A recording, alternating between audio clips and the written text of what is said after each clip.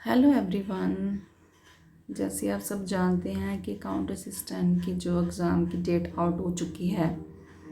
काफ़ी बच्चों का सिलेबस मुझे लगता है अभी तक पेंडिंग होगा। काफ़ी ये सोच रहे होंगे कि हाँ हमारे एग्ज़ाम लेट होंगे, बट JKSSB वालों ने जो नोटिफिकेशन निकाल दिया है कि एग्ज़ाम जो क्या है आपका नेक्स्ट वीक को होने जा रहा है। तो उसी के रिलेटेड हम एक फ़िज़िक्स का टॉपिक लेके आए हैं जो हमारा JKSSB अकाउंट असिस्टेंट में है। तो चलो हम लेट्स स्टार्ट करते हैं विदाउट वेस्टिंग आवर टाइम। जैसे हम यहाँ से स्टार्टिंग से हम स्टार्ट कर रहे हैं मैकेनिक्स से। मैकेनिक्स की कुछ हिस्ट्री है, पीछे बैकग्राउंड्स है, थोड़ी बहुत पॉइंट्स हैं जो लिखे हुए हैं। ये नोट्स हैं अवेलेबल हैं जो ऑलिव बोर्ड पे, मैंने वहाँ से आपको स्टडी मटेरियल ये प्रोवाइड कर रही हूँ। काफ़ी बच्चों हैं जो नहीं परचेज़ कर सकते हैं या कुछ ऐसी प्रॉब्लम होती है। मैंने परचेज़ करा हुआ है तो मैं सोच रही थी क्यों नहीं सबके साथ शेयर कर लूँ ये चीज़। तो let's we start. Okay, let's look into some history points. In the 14th century, Nicholas Orism represented time and velocity by length. 14th century में ये पॉइंट आपको रिमेंबर करने हैं छोटे छोटे। 14th सेंचुरी में क्या था, एक निकोलस ओरिसम है, साइंटिस्ट है हमारे, उन्होंने रिप्रेजेंट किया था time and velocity by length. Length को के रेफरेंस लेके उन्होंने टाइम और वेलोसिटी का रिलेशन हमें बताया था, ठीक है। और 17th सेंचुरी में क्या था कि Galileo and others discovered that in a void all falling objects have the same constant accelerations। मुझे लग रहा है काफ़ी बच्चों को ये रिमेंबर होगा कि जो गैलीलियो थे हमारे साइंटिस्ट वगैरह थे, उन्होंने जो फॉलिंग ऑब्जेक्ट्स थे उनके ऊपर जो एक्सेलरेशन के रिलेटेड उन्होंने कुछ टॉपिक दिए थे, कुछ थ्योरीज वगैरह प्रोवाइड करी थी। नेक्स्ट लाइन पढ़ते हैं हम। By the 1670s Isaac Newton had started work on kinematics and clarified the idea of positions, mean displacement, velocity, acceleration and using calculus to relate them। क्या हुआ था कि जो इसाक न्यूटन है साइंटिस्ट, मुझे लग रहा है काफ़ी लोग जानते होंगे न्यूटन्स के बारे में। न्यूटन्स जिन्होंने काफ़ी लॉ प्रोवाइड किए हमें। हार्ड स्टार्टेड, उन्होंने वर्क किया था काइनेमेटिक्स पे, उन्होंने काफ़ी डिस्प्लेसमेंट पे थ्योरीज दी थी, वेलोसिटी पे, एक्सेलरेशंस पे, using calculus to relate them. He also introduce the concept of force, momentum, energy and power. उन्होंने काफ़ी कंसेप्ट फोर्स के, मोमेंटम पे, एनर्जी पे, पावर पे काफ़ी हमने कंसेप्ट उन्होंने इंट्रोड्यूस किए थे। He published the philosophy naturals or principle of mathematics, principle of natural philosophy, which include Newton's famous third law of motions। जो न्यूटन्स आपको याद होगा सबको कि हाँ Newton third law of motion था, हमें न्यूटन ने प्रोवाइड किया था। From these 3 law Newton drive Kepler first law. ये 3 लॉ जो थे न्यूटन्स के, इसको उन्होंने इन 3 लॉज को लेके उन्होंने एक ड्राइव किया था लॉ जिसका नाम था Kepler first law, second law, third law. Kepler law were actually conjuncture based on astronomical observation के ऊपर डिपेंड थे दे 3 लॉ जो हमें इसाक न्यूटन ने हमें दिए थे। अब देखो, अब नेक्स्ट मेन टॉपिक हमारा स्टार्ट हो गया मोशन। एक्चुअली मोशन होता क्या है? मोशन होता है action of changing location of position. किसी जो ऑब्जेक्ट होगा हमारा, अगर वो अपनी पोजीशन से दूसरी पोजीशन पे जाता है या खुद जाता है या किसी फोर्स कोई लगाता है उस पर, तो अगर वो एक जगह से दूसरी जगह जाएगा उसको उस चीज़ को बोलेंगे कि उस ऑब्जेक्ट की क्या मोशन है, वो मोशन है, मूवमेंट कर रहा है। The study of motion without considering the forces of energy that may be involved is called the kinematics। The term kinematics is the English version of ये। अब तो थोड़ी बहुत लाइन्स है, आप स्क्रीनशॉट ले लीजिए और ये आप थोड़ी बहुत लाइन जो क्या है ये पढ़ सकते हैं। पर मोशन का आपको ये याद रखना दिमाग में, मोशन क्या है? Action of changing the positions of a body. कि किसी बॉडी की पोजीशन जब चेंज होती है एक जगह से दूसरी जगह पे, हम उस चीज़ को क्या बोलते हैं कि ये दिस इज ए मोशन और मूवमेंट। आप बोल सकते हैं कि मूवमेंट, मोशन। अब जैसे वहाँ पे अगर नेक्स्ट है motion along a straight line. Straight line के अकॉर्डिंग कैसे मोशन कैसे रिप्रेजेंट करेंगे हम। The simplest type of motion is the motion along a straight line is known as the rectilinear motion. Simplest type of the simple motion along a straight line, एक straight line मतलब ऐसे किसी body को हमने straight throw कर दिया या straight उसको फॉरवर्ड कर दिया, मोशन कर दिया, तो उसको हम बोलेंगे रेक्टिलिनियर मोशन। और हाँ, उसके आगे लिखा हुआ the shortest distance measure from the initial to the final position of an object is known as the displacement. Displacement यानी कि डिस्प्लेसमेंट कैसे बोलेंगे, जैसे यहाँ पे एक रास्ता जैसे बनाया हुआ है, टेढ़ा मेढ़ा सा रास्ता बनाया है, उसके एक 2 पॉइंट्स है, एक इनिशियल पॉइंट है, एक है फाइनल पॉइंट। अगर इनिशियल पॉइंट से हम स्टार्ट करेंगे तो उसका सीधा डिस्टेंस, शॉर्ट का डिस्टेंस जिसको बोल सकते हैं हम, टू द फाइनल पॉइंट तक, तो उसको क्या बोलेंगे हम, ये हमारी क्या है, डिस्प्लेसमेंट। अब डिस्टेंस के बाद का डिस्टेंस तो ये हुआ ना, बिल्कुल जो पाथ उसने जो टेढ़ा मेढ़ा सा पाथ जो क्या है जिस पाथ पे वो चला है, that is a distance. But displacement is that the shorter distance between the initial and the final points. Okay, मे भी आपको थोड़ा बहुत समझ आ ही गया होगा, ठीक है। Uniform and non uniform motion, आगे है uniform and non uniform motion. Uniform motion क्या होगा उसके बारे में पढ़ते हैं। When an object covers equal distance in equal interval of time, एक ऑब्जेक्ट है, कोई भी चीज़ है, ऑब्जेक्ट है, जब वो डिस्टेंस कवर करता है इक्वल डिस्टेंस, जैसे माना कि उसने 3 किलोमीटर डिस्टेंस किया in equal interval of time, एक 3 किलोमीटर उसने किया, डिस्टेंस कवर किया 3 किलोमीटर, माना कि उसने 2 आवर में किया। नेक्स्ट डिस्टेंस, नेक्स्ट जो 3 किलोमीटर डिस्टेंस था वो भी 2 आवर में किया, उसके अगर नेक्स्ट 3 किलोमीटर डिस्टेंस है वो भी 2 आवर में किया। इसका मतलब ये होगा कि एक ऑब्जेक्ट है जब equal distance in equal time में करता है उसको हम बोलते हैं, उस ऑब्जेक्ट की क्या कैसी मोशन है, यूनिफॉर्म मोशन है। The time interval in the motion में भी स्मॉल और बिग, टाइम इंटरवल जो होते हैं मोशन के में बिग होते हैं, स्मॉल हो सकते हैं, यानी कि वो 2 आवर्स में भी हो सकता है, 3 आवर्स में भी हो सकता है, बट इक्वल होंगे। हर जो डिस्टेंस कवर करेगा इंटरवल्स में वो equal time with equal distance करेगा। During uniform motion of an object along a straight line the velocity remain constant with time, उसकी जो वेलोसिटी होगी, मीन टू स्पीड होगी, उसकी वो सेम रहेगी। अगर फर्स्ट डिस्टेंस में 3 किलोमीटर में उसने जो वेलोसिटी कवर की है, उसने स्पीड करी, माना कि 3 किलोमीटर करी है, उसके आगे भी 3 किलोमीटर करेगा विद टाइम के साथ।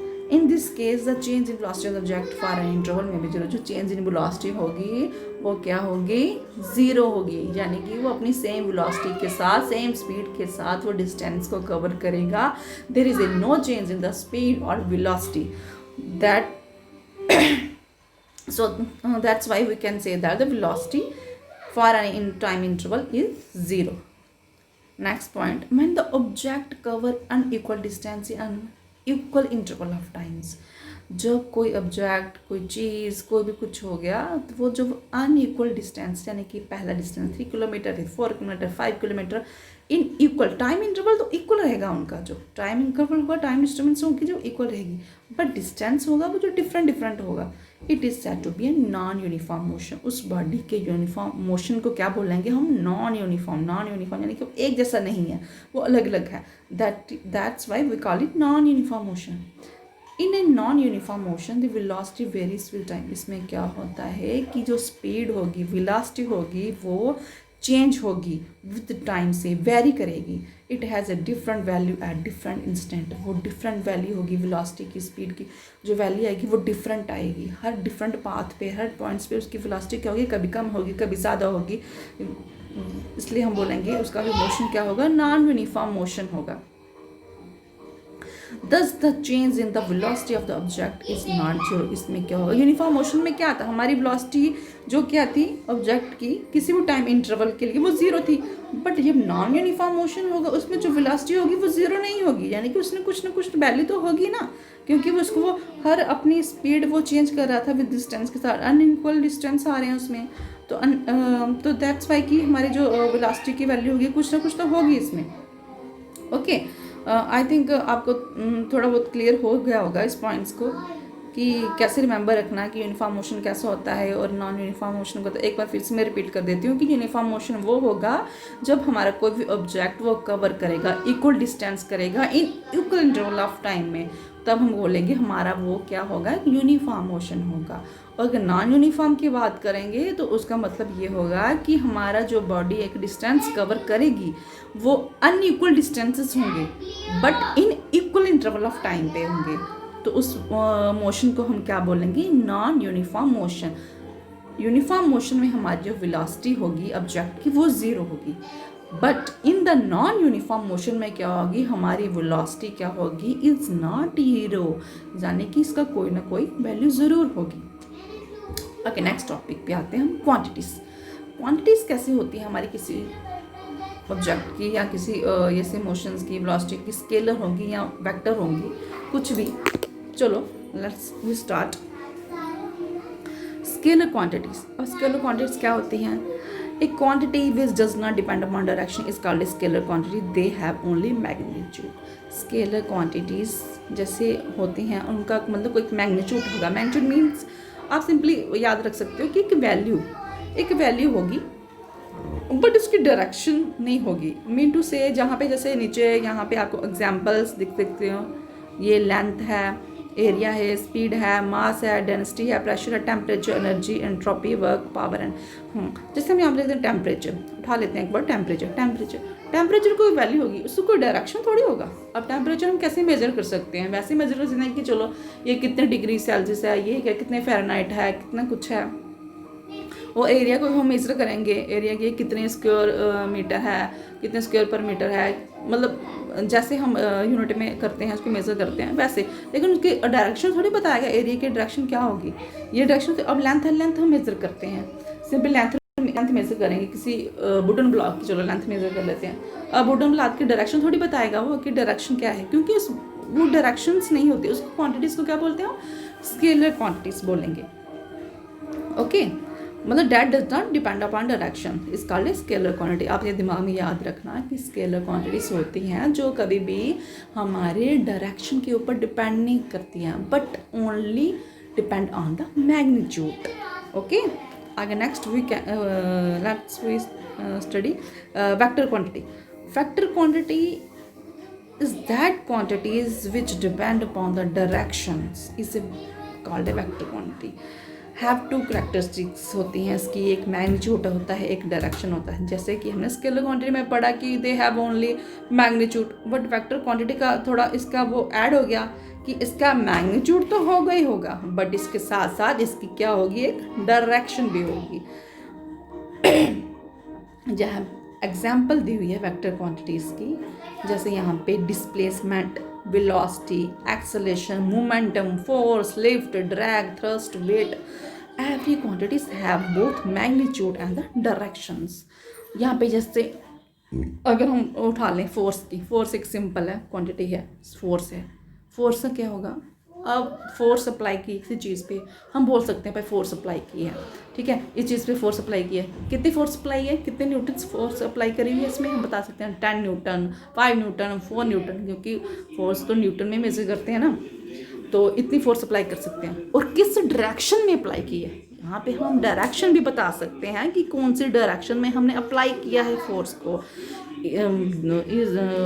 कौन से इस डायरेक्शन में किया है, चाहे बैकवर्ड में चाहे फॉरवर्ड में, क्योंकि हम डायरेक्शन बता सकते हैं। That's why we can say that force is also have a magnitude and a direction. जैसे वहाँ पे लिफ्ट भी लिखा हुआ है, लिफ्ट की डायरेक्शन क्या है, लिफ्ट का वेट भी बता सकते हैं हम, लिफ्ट कितना उसका वो है मैग्नीट्यूड है, वैल्यू बता सकते हैं हम उसकी, डायरेक्शन किस डायरेक्शन में जा रही है, अपवर्ड जा रही है, डाउनवर्ड जा रही है। वेक्टर क्वांटिटी उसी को बोलते हैं जिनका मैग्नीट्यूड भी होता है, इनका डायरेक्शन भी होता है। बस आपने एग्जाम पॉइंट ऑफ व्यू से बस ये याद रखना है कि scalar quantity only have magnitude and vector quantity only have a magnitude and a direction। okay, now next points क्या है हमारे, speed, velocity and accelerations। speed, velocity and accelerations में हाँ जी okay, what happened to it,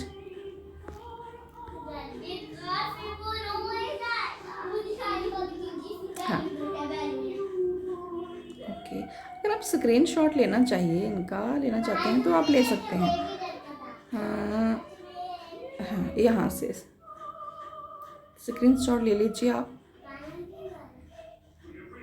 okay, the next points ये हैं scalar and, हाँ जी, okay, आज के लिए इतना ही रखते हैं। नेक्स्ट टॉपिक थोड़ी टाइम के बाद या मे बी कल आपको मिल जाएगा। ओके, ओके जी, ओके, ओके, बाय।